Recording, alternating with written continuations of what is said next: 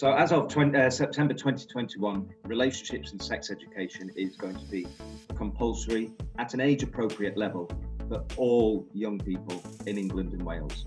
So we thought we'd make this video to explain a few myths around it and hopefully explode those, and why relationships and sex education is really, really important.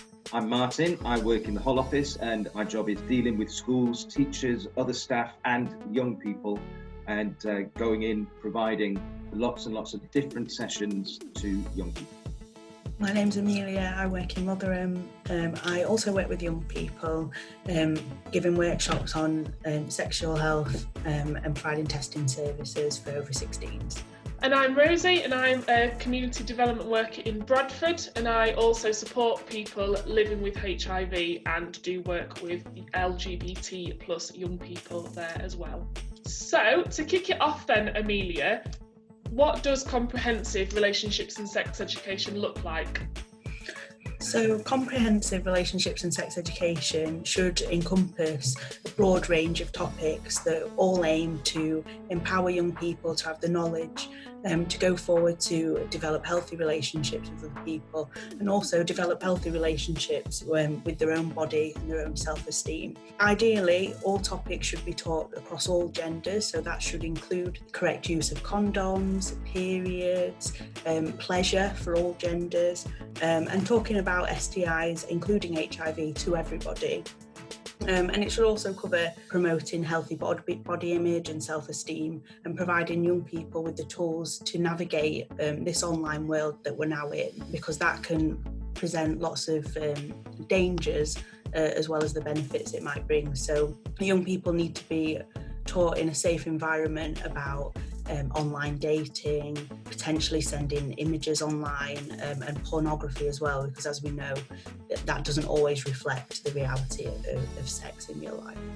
So Martin, a lot of parents and carers worry that the teaching of relationships and sex education will sexualise the children, and as a result will encourage the children to have an earlier sexual debut.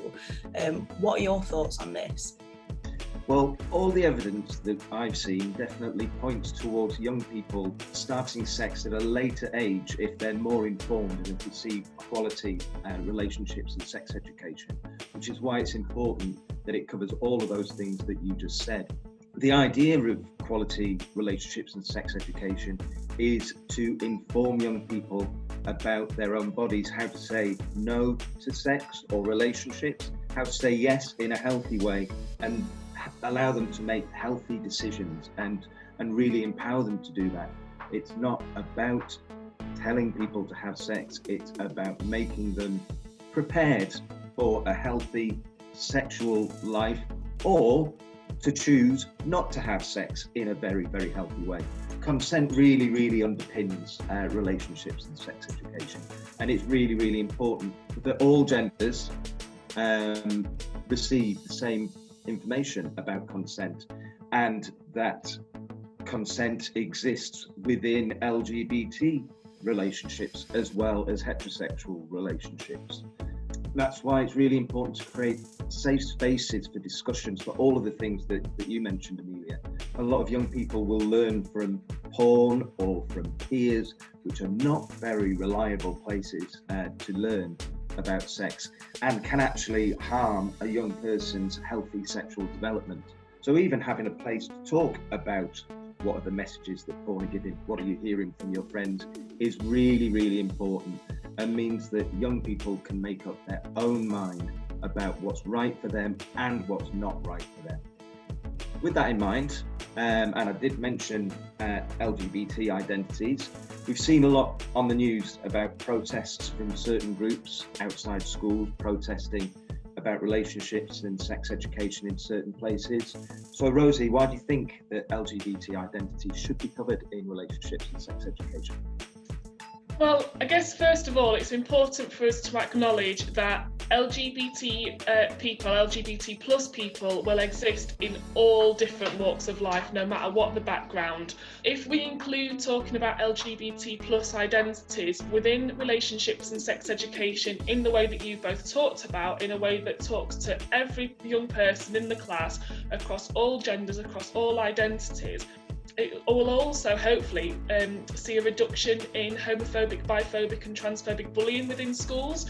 We know that a lot of bullying occurs when there's a fear or a lack of education around something, and we are still seeing the legacy of Section 28, something that was put in place in 1988 to stop the conversations of an education around LGBT plus identities, and we're still seeing the effects that has today, because teachers who were teaching in that time are still teaching today. They were at school at that time. There's a huge gap in the education and knowledge for people around what it is to be an LGBT plus person, and with that comes a lot of stigma, and a lot of stigma around sex and sexual health.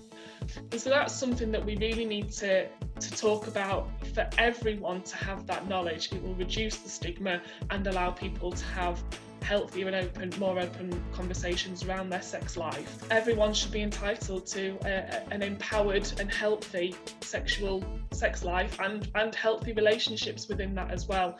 So that's why LGBT plus identities should be taught within relationships and sex education. If you're watching this video and you are interested in learning more or talking to us and finding out more about how we can support you, if you're an LGBT plus young person, you can contact your local MESMAC office and see if we run a youth group there for you, or have the contacts for where there is a local LGBT youth group near you to help you get that support. If you have any questions about anything that we've mentioned in this video, contact your local MESMAC office to see what support is available in your area.